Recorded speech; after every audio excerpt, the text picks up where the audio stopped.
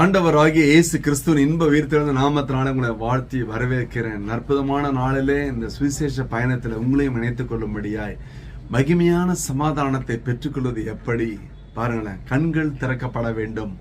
2 கொரிந்தியர் 4:4 சொல்கிறது, தேவனுடைய சாயலா இருக்கிற கிறிஸ்துவின் மகிமையான சுவிசேஷத்தின் ஒளி அவிசுவாசையால அவர்களுக்கு பிரகாசமாய் இராதபடிக்கு இப்பிரபஞ்சத்தின் தேவனானவன் அவருடைய மனதை குருடாக்கினான். அப்ப இன்னைக்கு மனசு குருடா இருக்குது, கண்ணை திறந்து பார்க்க சொல்றாரு இல்லைங்களா. கிறிஸ்துவின் மகிமையான சுவிசேஷத்தின் ஒளி அவிசுவாசி அவர்களுக்கு பிரகாசமா இராதபடிக்கு அப்படின்னா, முதல்ல இந்த கண்ணை திறந்து பார்த்தோன்னு வைங்களேன், பலவிதமான காரியங்கள் தெரியும். எதை பார்க்கணும்? வேதத்தை பார்க்கணும். சங்கீதம் 119:18 சொல்லுகிறது, உங்களுடைய வேதத்தில் உள்ள அதிசயங்களை நான் பார்க்கும்படி என் கண்களை திறந்தருளும். அப்ப ஆண்டவர் நம்ம கண்களை திறந்தா வேதத்தினுடைய அதிசயங்களை நாம் பார்க்க முடியும். ஹல்லேலூயா, ஹல்லேலூயா. அதான் சொல்ல, கண்களை திறக்கணும். இல்ல குருடா இருக்குது, பாக்குறதே கிடையாது. எப்ப கண்ணில் திறக்கிறது? ஞாயிற்றுக்கிழமை போகும்போது பைபிள் திறக்கிறேன் இல்லையா? மற்ற நாள்ல என்னைக்கோ அவசரத்துக்கு, ஆபத்துக்கு, அர்ஜென்ட்டுக்கு, எக்ஸாம் நேரத்தில் பாருங்க பிள்ளைங்க பைபிள் கைமா இருக்கும். கல்யாண நேரத்தில் அப்படி அல்ல, தினந்தோறும் அதை வாசிப்பது. இன்று வேதம் வாசித்தாயா என்று நீங்கள் உங்களை கேட்டு பாருங்களேன். உங்கள் கண்கள் திறக்கப்பட வேண்டும். அப்ப முதலாவது கண்களை திறந்து பரிசுத்த வேதம் அதிசயங்களை பார். ஓசியா 8:12 சொல்லுகிறது, என் வேதத்தின் மகத்துவங்களை அவர்களுக்கு எழுதி கொடுத்தேன், அவைகளை அவர்களோ அந்நிய காரியமாக எண்ணினார்கள். வேதத்தின் மகத்துவத்தை எழுதி கொடுத்துட்டாரு. அப்ப பாருங்க, நம்ம அந்நிய காரியம்.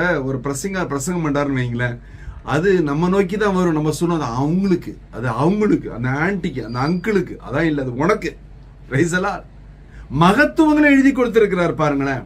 அப்ப உங்களை நோக்கி வசனம் வரும்பொழுது உடனே அது எப்படியெல்லாம் பிடித்துக்கொள்ள வேண்டும் என்று வசனம் சொல்லுகிறது. சங்கீதம் 119:162 சொல்லுகிறது, மிகுந்த கொள்ளை உடைமை கண்டுபிடிக்கிறவன் மகிழ்கிறது போல நானும் வார்த்தையின் பேரில் மகிழ்கிறேன். அல்லேலூயா.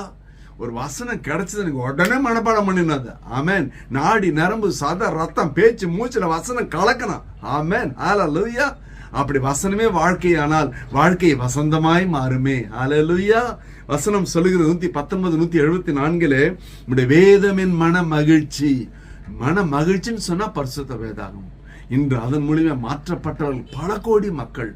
வசனம் சொல்லுகிறது 119:92 வசனம் சொல்லுகிற சங்கீதம், முது வேதம் என் மன மகிழ்ச்சியா இராதிருந்தால் என் துக்கத்திலே அமிழ்ந்து போயிருப்பேன். அவ்வளவுதான். இன்னைக்கு பலருடைய வாழ்க்கையில ஒரு மாற்றம் வந்ததற்கு காரணம் வேதம், பரிசுத்த வேதாகமம். ஒரு மறுமலர்ச்சி வந்ததற்கு காரணம், ஒரு மனம் திரும்புவது வந்ததற்கு காரணம் பரிசுத்த வேதாகமம். முழுவதுமாய் தீர்க்க தரிசன வார்த்தைகள், முழுவதுமாய் கர்த்தருடைய வார்த்தைகள். அதை நம்பி இப்பொழுதே அதை வாசித்துப்பார். இப்பொழுதே அதை உன்னோட வாழ்க்கையில நடைமுறைப்படுத்திப்பார். உன் வாழ்க்கை மாறும். ஹல்லேலூயா. ஒரு விசை கண்களை மூடுவோம். ஹல்லேலூயா, ஹல்லேலூயா, ஹல்லேலூயா. அப்பா ஸ்தோத்திரம் ஆண்டவரே. அற்புதமான ஆசீர்வாத திருநாளில பார்த்துக்கொள்ள வாழ்க்கையில ஒரு மாற்றம், ஒரு மறுமலர்ச்சி, ஒரு ஆசீர்வாதம் கடந்து வரட்டும் ஆண்டவரே. உங்களுடைய வார்த்தைகளை கனப்படுத்துகிற ஒவ்வொரு பிள்ளையோட வாழ்க்கையில ஒரு கனத்தை தேவன் தருவீராக, தேவைகளை தேவன் சந்திப்பீராக, சாட்சியாய் நிறுத்துவீராக, தடைகளை முறித்து போடுவீராக, தோல்விகள் தோற்று போகட்டும் சுவாமி. இயேசு கிறிஸ்துவின் இன்ப உயிர்த்தெழுந்த நாமத்தினால தேவனதை செய்யும்படியாய் உடைய திருப்பாதங்களிலே தாழ்மையாய் தாழ்த்தி ஒப்பு கொடுத்து ஜெபித்து ஜெயம் எடுக்கிறோம் ஜீவனுள்ள நல்ல பிதாவே. ஆமென், ஆமென். கர்த்தர் உங்களை ஆசீர்வதிப்பாராக. Praise the Lord.